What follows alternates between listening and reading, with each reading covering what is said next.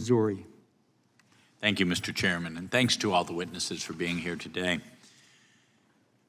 We're holding this hearing today in light of the recent anti-Semitic violence, including the arson at the home of Pennsylvania Governor Josh Shapiro, the brutal murder of Israeli embassy employees, and of course the barbaric Boulder, Colorado terrorist attack that injured 15 people, and even the road rage incident affecting one of our own members.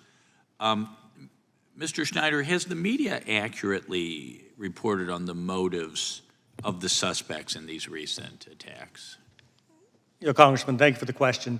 Broadly speaking, what the media does is fail to report stories more often than not. And when they do report stories, they fail to report the facts. Or they report stories that fit their narrative? They ignore so many stories and then focus on the things that they want to focus on, oftentimes for a political agenda. And then, for example, as I previously indicated, when the terrorist in Boulder with a flamethrower attacked Jews who were simply asking for Hamas to return the hostages, so many media outlets failed to indicate that this was a terrorist act. They Peaceful didn't want protesters, elderly protesters. That's right, sir. And we see time and again, our public broadcasters, NPR and PBS, time and time again, they'll run stories, oftentimes with anti-Semitic tropes, over and over, ignoring root causes of the war, ignoring root causes of anti-Semitism, and instead going after the other side, those responsible for these sorts of attacks.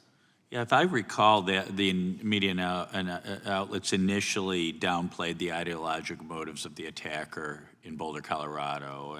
Am I wrong there? This is a consistent pattern with so many in legacy media.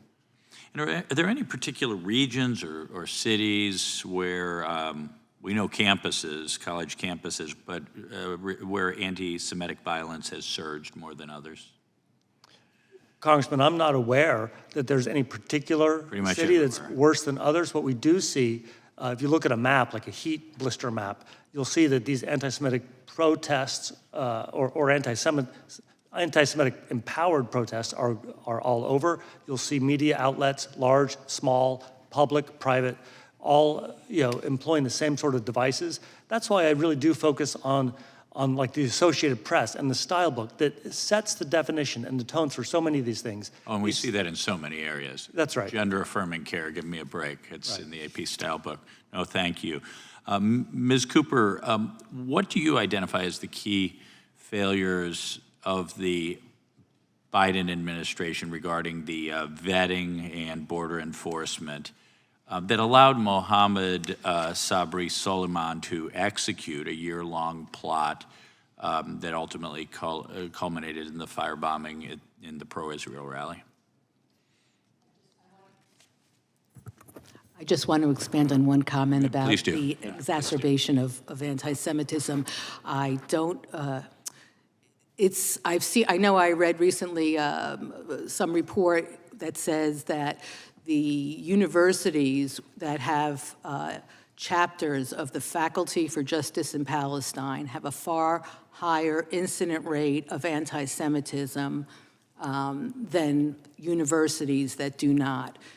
Faculties for Justice, the FJP was basically started the month after October 7th, and they are essentially the teachers that are involved in the encampments, the protests. They work with the students. So, yeah, I hadn't heard. I heard of Students for Justice in Palestine, but Faculty for Justice in Palestine started shortly after October 7th. Correct. Okay. The National Students for Justice in Palestine, they have various chapters on the campuses that we always read about, which are the SJP, Students for Justice in Palestine, and FJP was started to support the Students for Justice in Palestine. And you mentioned an issue of unions in our educational institutions playing a role in the rise of anti-Semitism. I'm assuming, I always like to name names, K through 12 school, are we schools we're talking about American Federation of Teachers and NEA?